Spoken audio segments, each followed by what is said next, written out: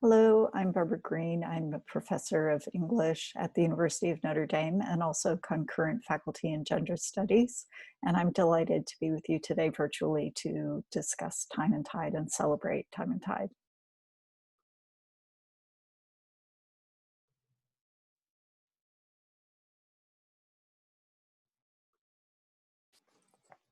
My talk today will be on everyday feminism in E.M. Delafield's Diary of a Provincial Lady in Time and Tide. When Delafield's much-loved Diary of a Provincial Lady first made its appearance in Time and Tide in December 1929, it was intended to offer the reader some lighter fare and ideally widen the appeal of the paper. The serial narrative depicting trials of an ordinary domestic life was popular from the first, generating positive responses from readers in the correspondence pages, such as one from a letter writer who signed herself Another Provincial Lady. And the publication is still popular today with celebratory responses from readers in places like Goodreads. And here's a little taste of the first installment. Plant the indoor bulbs, just as I am in the middle of them, Lady Box calls. I say untruthfully how nice to see her and beg her to sit down while I just finish the bulbs. During the time that the Provincial Lady appeared in Time and Tide, the paper was devoting a great deal of its page space to literary culture and the arts. In December 1929 and early 1930, for example, there were often multiple lengthy book reviews and profiles, book lists under the title Some New Books, shorter reviews under the title Critics' Commentary, and serialized meditations on literary culture, such as a series on the function of literary criticism, published in early 1930, and a series on Shaw's Women. Time and Tide also regularly included multiple advertisements for new publications, and here you have on the left Delafield, Sylvia Townsend Warner, and Elizabeth Bowen. They also published regular advertisements for the Book Society, which appears often in the diary. Catherine Clay in Time and Tide, the Feminist and Cultural Politics of a Modern Magazine, notes the paper's investment in women writers. It published short fiction by figures such as Elizabeth Bowen, Winifred Holtby, Jean Rhys, Ida Sackville West, and also criticism on works by figures like Virginia Woolf, Catherine Mansfield, and others. In addition, as Clay shows, the paper offered feminist contexts, serious discussions of the women's novel, and ideas related to the middlebrow, all as appropriate approaches for considerations of the literary. And the middlebrow itself is a fairly slippery category and has been identified via a set of features when confined in a mix and match form in many novels published during the interwar period and beyond. According to Beth Driscoll, the middlebrow is middle class, reverential toward elite culture, entrepreneurial, mediated, feminized, emotional, recreational, and earnest.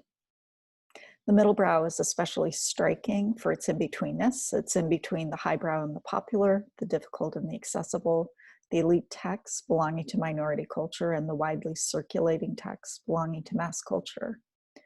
For Nicola Humble, the middlebrow mediates between these worlds, absorbing and distilling some of the strategies that belong to experimental works of high culture, and in doing so, making them more accessible and pleasurable.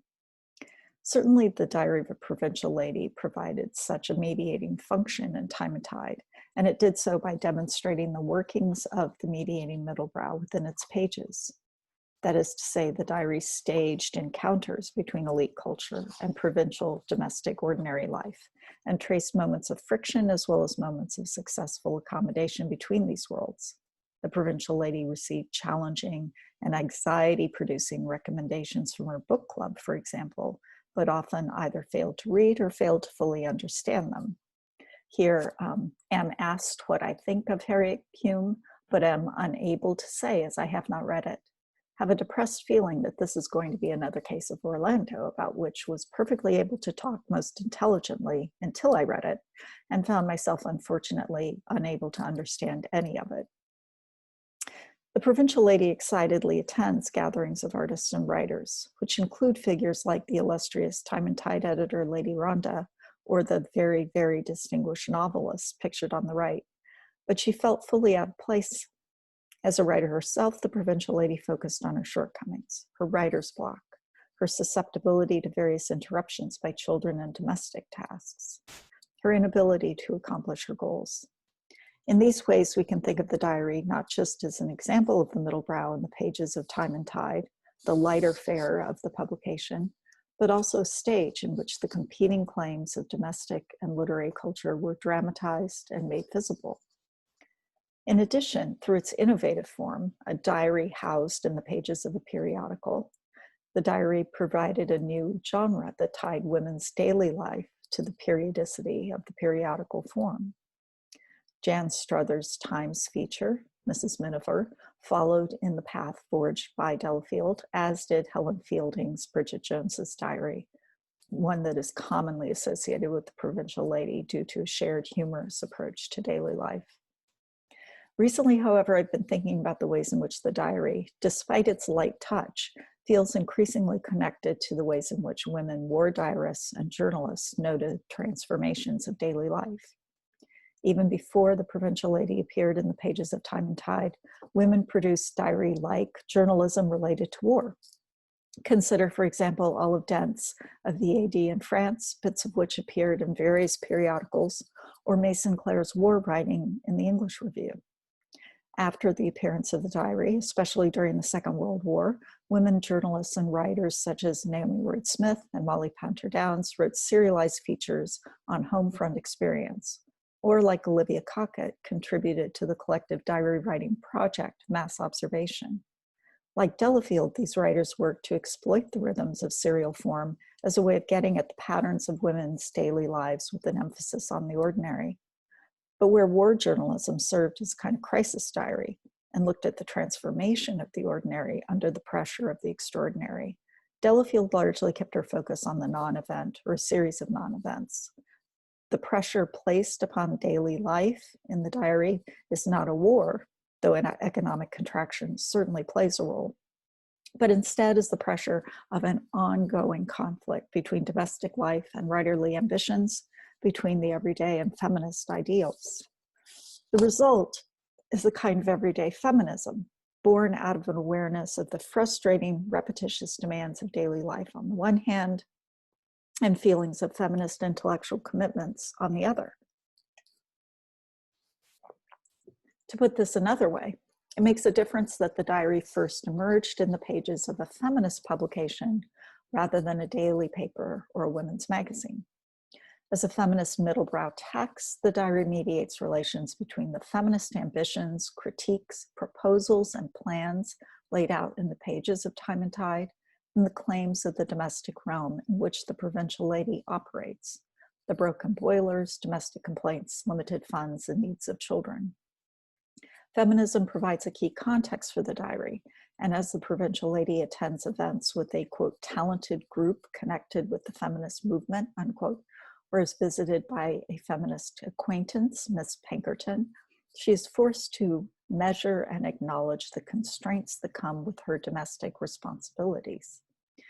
And this is the second paragraph. Miss P becomes personal and says that I strike her as being a woman whose life has never known fulfillment. I've often thought exactly the same thing myself, but this does not prevent my feeling entirely furious with Miss P for saying so. She either does not perceive or is indifferent to my fury, as she goes on to ask accusingly whether I realize that I have no right to let myself become a domestic beast of burden with no interest beyond the nursery and the kitchen.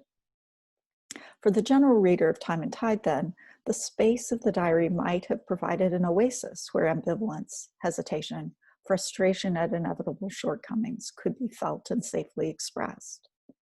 Certainly letters to the editor suggest that this is the case. One writer called the diary a, quote, tonic to those who may be assailed by the melancholy conviction that they are merely running round and round in a squirrel's cage of garden, house, husband, children, village, and parish, unquote. Rather than a crisis diary, then, we can think of the diary of a Provincial Lady as a diary of constraint, perfectly appropriate to our time and paving the way for the many pandemic diaries that we've read and perhaps written ourselves in the past few months. In March 2020 in The Guardian, Catherine Hughes invited us to turn to the Provincial Lady for her bracing reminder that we can learn to, quote, accept limitations, your own as well as other people's, with as much good humor and fellow feeling as possible, unquote. Delafield positions us to lean into and perhaps better understand the limitations of the newly constricted domestic arena. This is especially useful today. Thank you.